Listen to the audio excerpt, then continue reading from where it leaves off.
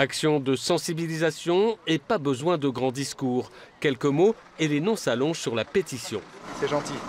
Hier, l'inspection d'académie a décidé de la suppression d'une classe de maternelle à Eterno, inacceptable pour les parents d'élèves.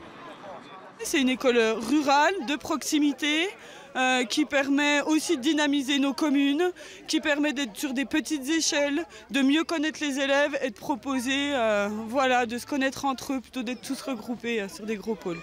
Jusqu'à l'an dernier, le regroupement pédagogique Eterno Déserts-Villers comptait 4 classes. À la rentrée, une classe a déjà été supprimée à Eterno. Cette décision conduirait tout simplement à la fermeture de l'école du village.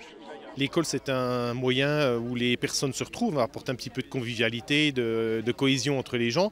Et là, avec la disparition de l'école, c'est tout ça qui va disparaître. L'annonce du plan d'aide aux écoles des zones urbaines défavorisées passe mal dans les villages. Ici, plusieurs communes sont en zone de revitalisation rurale, d'où un profond sentiment d'incompréhension. On est vraiment en milieu rural avec des contraintes de territoire, de transport, on est en zone montagne, des contraintes qui sont assez fortes et voilà, on ne peut pas aller chercher en ruralité des postes pour les rebasculer sur des zones prioritaires. On estime qu'une zone de revitalisation rurale devrait avoir les mêmes égards qu'une zone prioritaire. Le SNUIPP-FSU a voté contre ce projet de carte scolaire et demande des moyens supplémentaires pour ne pas opposer les territoires. Le fait de dire que les effectifs sont un levier efficace, on est d'accord avec ça. Le fait de dire qu'il faut faire des classes à 12 en CP, on est d'accord avec ça. Par contre, si on le fait avec des moyens, pour que ce ne soit pas d'autres écoles qui soient pénalisées.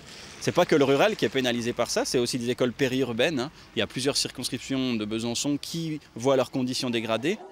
Le 13 mars, un conseil départemental de l'éducation nationale aura lieu avec un rassemblement. Des parents d'élèves d'Eterno et de Déserts-Villers ont prévu d'y assister.